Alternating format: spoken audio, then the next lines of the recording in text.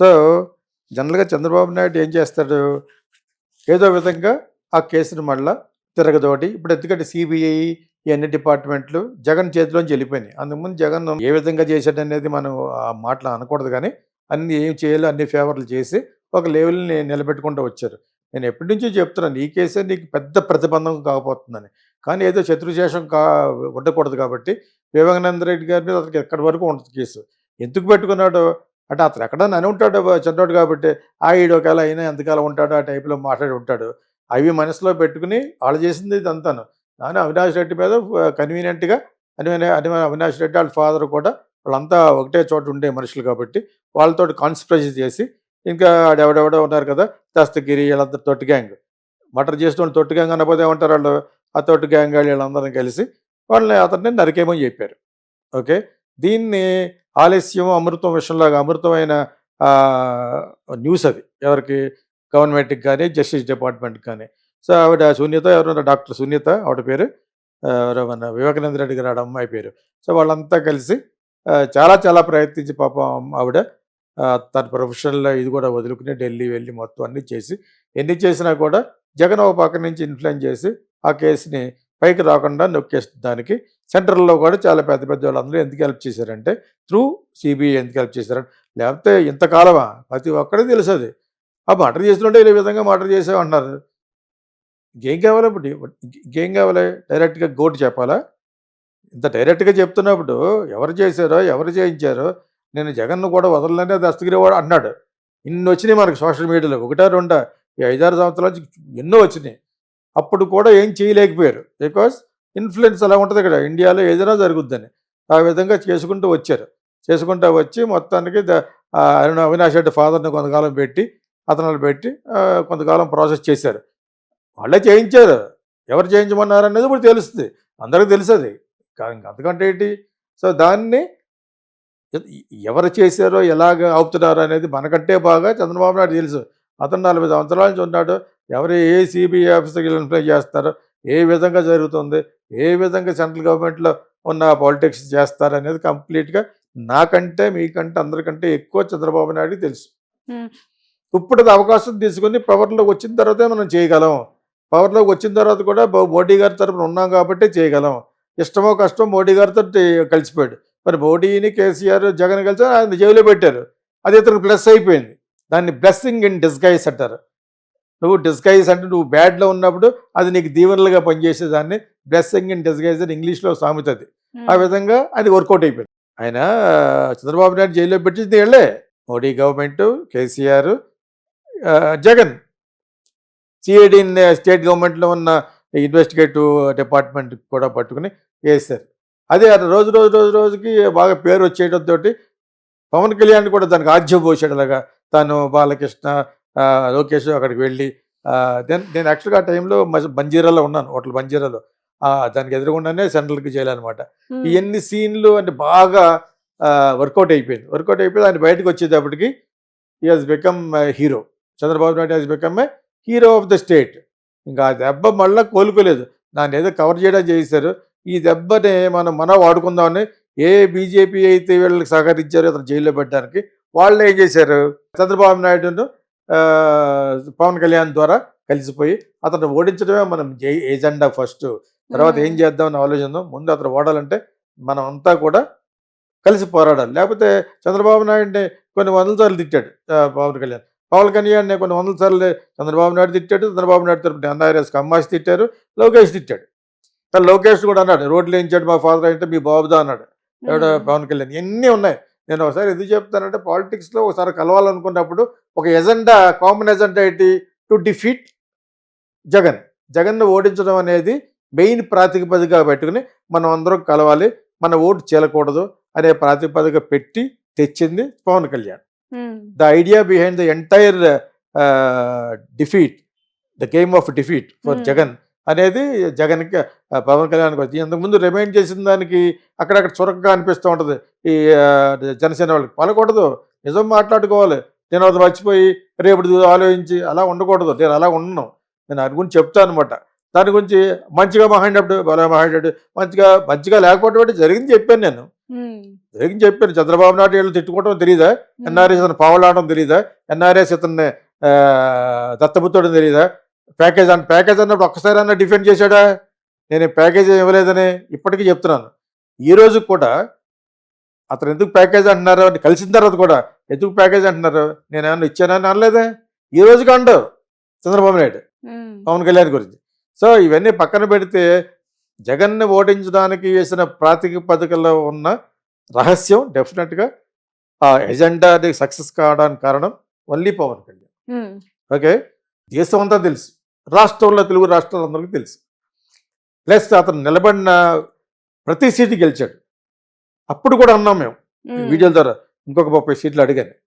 ఎందుకు భయపడ్డాను, last time 2 చోట్ల ఓడిపోయాను, ఒక్కడే ఒకటి బేవర్స్ గెలిచాడు, ఆ బేవర్స్ కూడా వైఎస్ఆర్సీపీ గెలిపాడు.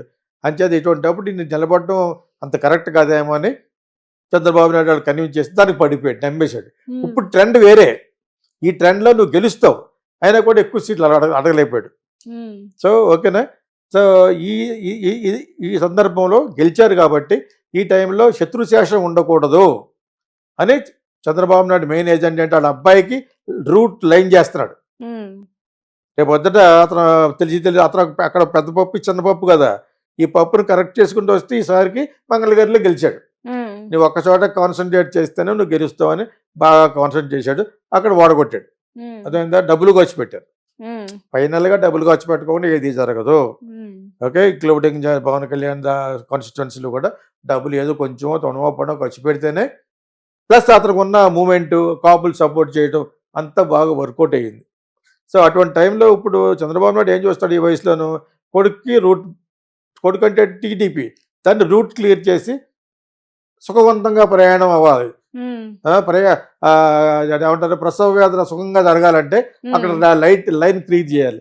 ఆ లైన్ క్లియర్ చేసే ప్రాసెస్లో జగన్ని లేకుండా చేసేస్తాడు పార్టీలో. అతను ఆల్రెడీ దానికి అనుగుణంగా ప్లాన్ వేసి సెంటర్కి వెళ్ళిపోదామని చెప్పేసి ఎంపీ నిలబడుతున్నాడు, అవినాష్ రెడ్డిని రిజైన్ చేయించి. ఎలాగో కొంతకాలం జైల్లో ఉన్నారు కాబట్టి ఇది ఆగదు. వాళ్ళు ఎవరో పక్కగా అరెస్ట్ చేసి జైలు చెక్ చేస్తే తర్వాత వాళ్ళు బెయిల్లో వస్తారా అనేది అందరికి తెలిసిన విషయం. అది డెఫినెట్గా బయటకు వస్తారు, 1 సంవత్సరం మర్చిపోనిస్తారు, బయటకు వస్తారు. ఇటు వివేకానంద గారి అమ్మాయి కూడా పైరలకి వీళ్ళు మర్డర్ చేశారని చెప్పేసి మరణశిక్ష వేయరు. చేసినోడు కూడా చేయించినోడు చేయించినోడు కాబట్టి అదే కాబట్టి దాన్ని అలా వదిలేస్తారు. ఓకే, డైరెక్ట్గా మరణశిక్ష చేసినా కూడా మార్కులు 3 వెళ్ళిపోతాయి. భారతదేశం అటువంటి సెంటిమెంటల్ కంట్రీ కాబట్టి. సో చేత ఇప్పుడు ఒరిగేదే ఉండదు అమ్మాయికి. ఓకే, మళ్ళీ యూనివర్సిటీ వాళ్ళు పెట్టారు, ఒక 10 సంవత్సరాలు ఇలా ఐడియాలు ఇచ్చినందుకు 10 సంవత్సరాలు జైలు వేసారు అనుకో, ఆ 10 సంవత్సరాలు 1 సంవత్సరం బయటకు వచ్చేస్తాడు. అదేందా, ఇంతమంది చూసాం, నాకు తెలిసిన వాళ్ళు చాలా మంది బయటకు వచ్చారు.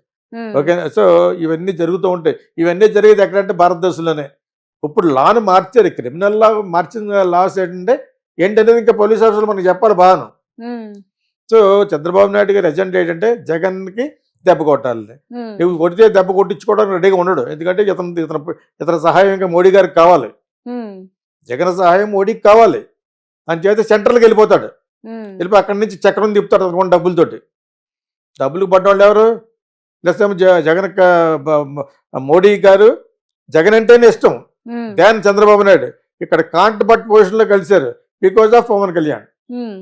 ఓకే, ఎవరో శాశ్వతం కాదు ఇక్కడ.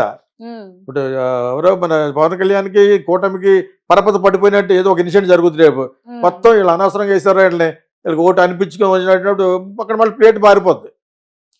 ఇప్పుడు ఏదైనా అది కూడా డేంజర్లో ఉంది కాబట్టి, అదంటే బీజేపీ కూడా ఆ గవర్నమెంట్ కూడా చాలా మైనారిటీ గవర్నమెంట్, అందరూ కలిస్తే ఆ లెవెల్కి వచ్చింది, లేకపోతే 240 వచ్చింది. దానికి వాళ్ళు 400 అనుకున్నట్టు వచ్చేసి ఉంటే వాళ్ళు 330 కాకుండా ఒక లెవెల్లో ఉండేవాడు. ఇప్పుడు అలా లేదు.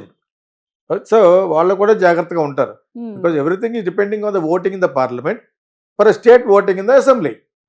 ఎక్కడ ఇతను ప్రతిపక్ష పోవడం దాని గురించి చూశాడు, జరిగేటట్లేదు, కోర్టుకు వెళ్ళే జరగదు, ఏళ్ళు గడిచిపోతాయి. ఈ లోపల 5 సంవత్సరాల్లో ఇతను ఎంత ఏడిపించాలో ఏడిపిస్తారు. దీనికి ఇతను రెడీగా లేడు, అతనికి ఉన్న డబ్బు, అతనికి ఉన్న ఆ కుతంత్ర ప్లాను, ఢిల్లీలో కొడతాడు దెబ్బ, కాంగ్రెస్తో కలుస్తామా బీజేపీలో కలుస్తామని. ఈలోగా ఈ కేసుల ద్వారా ఏదో విధంగా దీని అంతటి కారణం సూత్రధారి జగనే కాబట్టి జగనే అని ప్రూవ్ చేయడం కోసం చంద్రబాబు నాయుడు ట్రై చేస్తున్నాడు. ఎలక్షన్లోనూ ప్రజల్లోకి వెళ్ళటానికి డిస్క్వాలిఫై చేస్తున్నాడు, నీకు అర్హత లేదు, అన్నట్టుగాను. అది అంతవరకు అంత ఈజీగా జరగదు. ఆ విధంగా అయితే మీకు ఉన్నాయి కేసులు. ఓకే. స్కిల్‌కి సంబంధించింది ఏదో ఉంది కదా! ఆ కేసు ఉంది. తర్వాత మొన్న మళ్ళా పట్టుకొస్తున్నారు. ఈ మధ్యన చంద్రబాబు నాయుడుకి సంబంధించిన ఈ షేర్ వాల్యూ వాళ్ళ బిజినెస్ పేరు మీద ఉన్నది సడన్‌గా పెరిగింది. అది వాళ్ళే చేశారు. సెంట్రల్ గవర్నమెంట్ వాళ్ళు వాళ్ళే హెల్ప్ చేశారు. ఇంకా చాలా ఉన్నాయి. అవి కేసులు కాకపోయినా ఇతని మీద డైరెక్ట్‌గా కేసులు చాలా ఉన్నాయి. అంచేత కేసులు లేనోళ్ళు ఉన్నాడు వాళ్ళు పాలిటిక్స్‌లో నిలబడకూడదంటే 98% ఎవరు ఉండరు. ఫ్రెష్‌గా ఏ కేసులు లేనోళ్ళే పాలిటిక్స్‌లో ఉండాలి. 70 ఇయర్స్ రిటైర్మెంట్ అంటే ఎవడో ఉండడు అక్కడ. ఇంట్లో హ్యాపీగా బఠానీలు తింటూ కూర్చోవచ్చు. ఆ పొజిషన్ లేదు. మోడీ గారే రిటైర్ అయిపోవాలి, చంద్రబాబు నాయుడు రిటైర్ అవ్వాలి. ఇంకా చాలా మంది ఉన్నారు. అలాగా చాలా మంది ఉన్నారు యాక్చువల్గా. సో ఇక్కడ మళ్ళా కేసులు తిరగడవడంలో సునీత మీద రెస్పెక్ట్, వివేకానంద మీద రెస్పెక్ట్, వాళ్ళకి న్యాయం జరగాలని రెస్పెక్ట్. ఎవరున్నారు? కూతురు ఉంది వివేకానంద రెడ్డి, తర్వాత ఉంచుకున్న ఒక అమ్మాయి ఉంది, ముస్లిం అమ్మాయి. అంతే. వాళ్ళకి నిజంగా సహాయం చేయాలనుకుంటే ₹1 ఇవ్వచ్చు. ఇక్కడ ఏదో విధంగా జగన్కి దీని అంతటి కారణం సూత్రధారి జగన్ అని ప్రూవ్ చేస్తే అతను చాలా వరకు ప్రజల మనసులో క్వాలిఫికేషన్ కోల్పోతాడు. ఆల్రెడీ కోల్పోయాడు. అర్థమైనప్పుడు సో ఆ లెవెల్ పట్టురావడం కోసం చంద్రబాబు నాయుడు చేసే విశ్వ ప్రయత్నం అనమాట ఇది. దానికి ఎత్తుకు పై ఎత్తేస్తారు కదా. అందరూ డబ్బులు బోళ్ళు ఉన్నాయి, ఎన్నో వేల కోట్లు ఉన్నాయి. దాన్ని అక్కడికి వెళ్ళి దాన్ని మ్యానిపులేట్ చేస్తాడు. డబ్బులు ఒకటే కాదు, డబ్బులు ఉన్న వాళ్ళు చాలా మంది ఉన్నారు. కానీ డబ్బులతో పాటు ఇతను ఆల్రెడీ ఒక ఎగ్జిస్టింగ్ పార్టీ, పెద్ద పార్టీగా ఉన్నది పడిపోయింది కదా. అది మళ్ళీ పడిపోయింది, వాళ్ళకి 40+ ఓటింగ్ ఉంది. ఇంకా అంత ఈజీ ఏం కాదు. సో ఇది చంద్రబాబు నాయుడు చేసే అతని యొక్క ప్లాన్ అనమాట. కుట్ర ఉంది. అతను ఎదురు